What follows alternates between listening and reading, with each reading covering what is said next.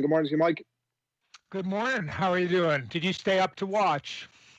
Did not stay up to watch. I have to tell you, I watched Roger Goodell's tour of his basement yesterday, and I wondered to myself, there was a lot of gear in there, a lot of lighting, minimal staff, obviously, given the restrictions that are in place. But I did wonder, how the hell is this thing going to look? It does not look like a good setup, but bloody hell, they took the hinges off. It looked brilliant. Yeah, it was kind of like your grandfather's draft, and yeah, you kept waiting for someone to say, "Hang on, how does this work? Is that on Zoom or what?" But the thing I wanted from Roger Goodell was to have his kids come into the room and start booing him when he announced the picks. It would have been absolutely perfect. I didn't hang around because I got some sleep instead, because it actually turned out to be a very predictable draft, especially at the top, which was kind of the way we looked at it, because you had a sort of elite group of players plus quarterbacks, which meant that almost all the first 10 picks were pretty much as you thought they would go. And from that point on, teams were going for people they liked. There were only a few trades. New England very predictably traded out of the first round, because at this point they saw that they could probably get somebody they liked just as well, and pick up more picks. And I thought the Chargers, had a great deal getting Kenneth Murray, the linebacker, with that New England pick, on top of Justin Herbert, their first round pick. But things worked out pretty much as planned. I think the Raiders were really the team that surprised the most with their picks, and I think Minnesota did very well. Jacksonville surprisingly did very well. I've just noticed that Ian has got his bow tie on. I'm very pleased he dressed up for the event. It's formal Friday, Mike, but I'm just dressed up because I want to feel like I'm Roger Goodell and hosting the draft myself, to be quite honest with you. The Jacksonville stuff was interesting. I'm not sure, did you see CJ Henderson when it panned to him and he had his face in his hands as if the Jacksonville is the last place he wanted to end up in this particular draft. It was obviously Joe Burrow out of LSU who went first in the draft, going to Cincinnati. Talk to us about Joe Burrow and what we can expect from him.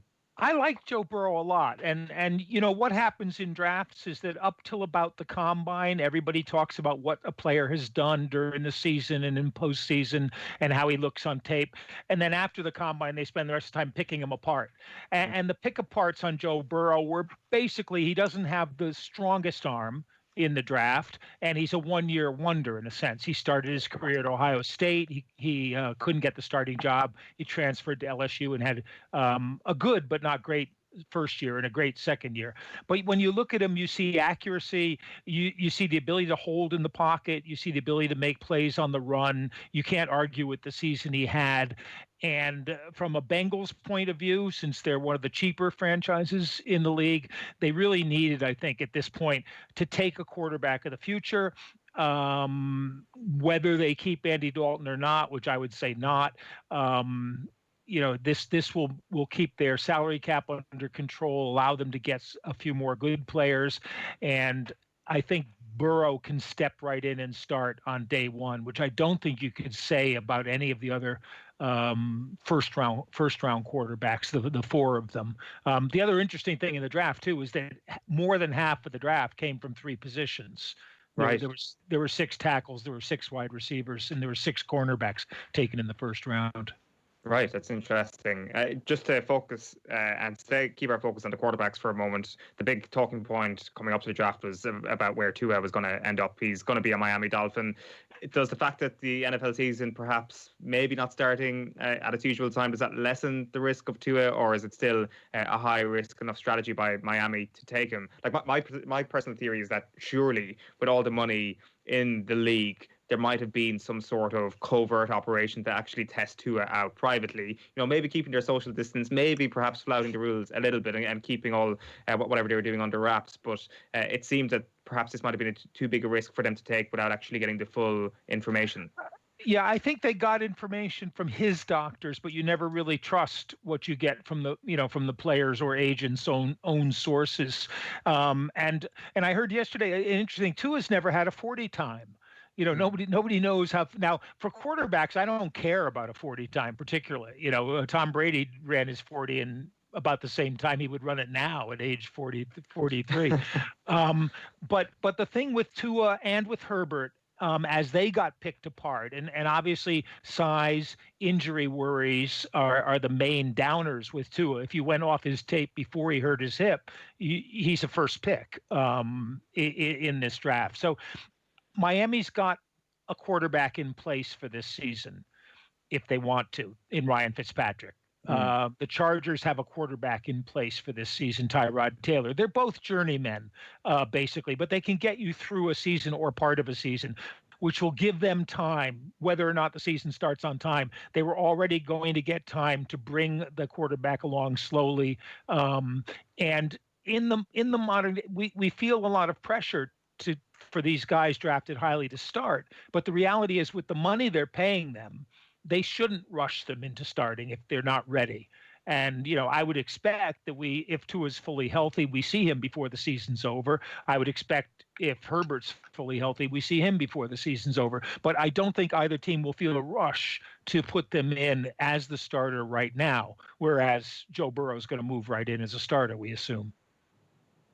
Mm-hmm. One of the biggest shocks from, I think, the first round was Jordan Love getting picked by the Green Bay Packers. What does this mean for Aaron Rodgers? Is this a long-term replacement, or is there something here that we don't know? Because this seems like one of the more shocking and probably worst decisions that we've seen already in this year's draft.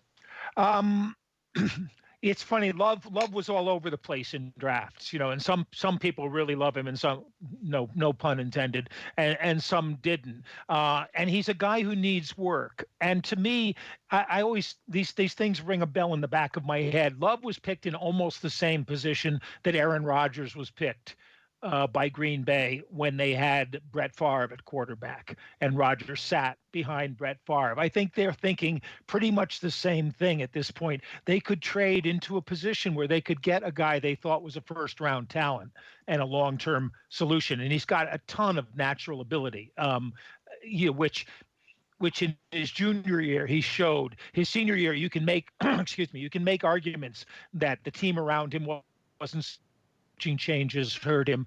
So he's a guy they can develop. There won't be a rush to push Aaron Rodgers out of town. Again, for the same reason, they've got him for 5 years at reasonable prices. They can take their time with him, but it gives them a backup that they might not be in position to get in the next draft or the draft after that. Should Rodgers, who also has an injury history, collarbone in particular, and who is getting old, should Rodgers either not be able to play or decide he doesn't want to play anymore.